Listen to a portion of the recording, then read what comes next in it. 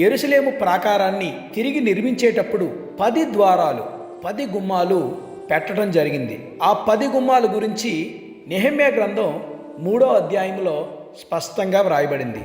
అందులో మొదటిది గొర్రెల ద్వారము, షీప్ గేట్. ఆ గొర్రెల ద్వారం గుండా గొర్రెలను దేవాలయంలోనికి తీసుకుని వచ్చేవారు. ఆ గొర్రెల ద్వారం యొక్క ఆత్మీయ అర్థం ఏంటి అన్నది ఈరోజు మనం తెలుసుకుందాం. యోహాను సువార్త 10వ అధ్యాయం 11వ వచనంలో యేసుక్రీస్తు ప్రభువారు ఒక చక్కటి మాట చెప్పారు. నేను గొర్రెలకు మంచి కాపరిని, మంచి కాపరి గొర్రెల కొరకు తన ప్రాణము పెట్టును అని చెప్పారు. మంచి గొర్రెల కాపరులు ఎలా ఉంటారు అన్నదానికి మంచి ఉదాహరణ ఎవరంటే పాత నిబంధన కాలంలో దావీదు గారు గొర్రెలను మేపుతూ ఉన్నప్పుడు ఒకసారి ఎలుగుబంటి దాడి చేసి తన గొర్రెను చంపడానికి ప్రయత్నిస్తే వెంటనే దావీదు తన ప్రాణాన్ని సైతం లెక్క చేయకుండా ఆ గొర్రెను కాపాడటానికి ఎలుగుబంటితో పోరాడి ఆ ఎలుగుబంటిని చంపేశాడు. అలాగే మరొకసారి సింహం గొర్రెపిల్ల మీద దాడి చేసినప్పుడు దావీదు ఆ గొర్రెపిల్లను రక్షించడానికి సింహంతో యుద్ధం చేసి సింహాన్ని చంపి తన గొర్రెపిల్లను రక్షించుకున్నాడు.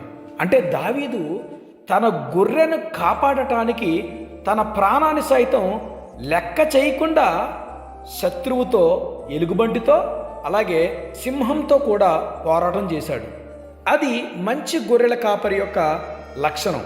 యేసుక్రీస్తు ప్రభువారు కూడా ఇక్కడ చెప్తున్న విషయం ఏంటంటే, నేను గొర్రెలకు మంచి కాపరిని, మంచి కాపరి గొర్రెల కొరకు తన ప్రాణం పెడతాడు అని చెప్తా ఉన్నాడు. అంటే యేసుక్రీస్తు ప్రభువారు మనల్ని రక్షించడానికి ఆయన పరలోక మహిమను విడిచిపెట్టి మనిషిగా ఈ లోకానికి వచ్చాడు.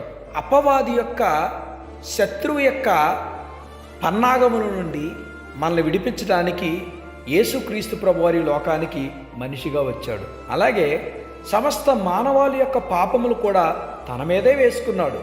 అందుకే బాప్తిస్మమిచ్చి యోహాను గారు, ఇదిగో లోక పాపమును మోసుకుని పోవు దేవుని గొర్రెపిల్ల అని యేసుక్రీస్తు ప్రభువారి గురించి చెప్తాడు. పూర్వకాలంలో పాపక్షమాపణ నిమిత్తము బలులు అర్పించేవారు.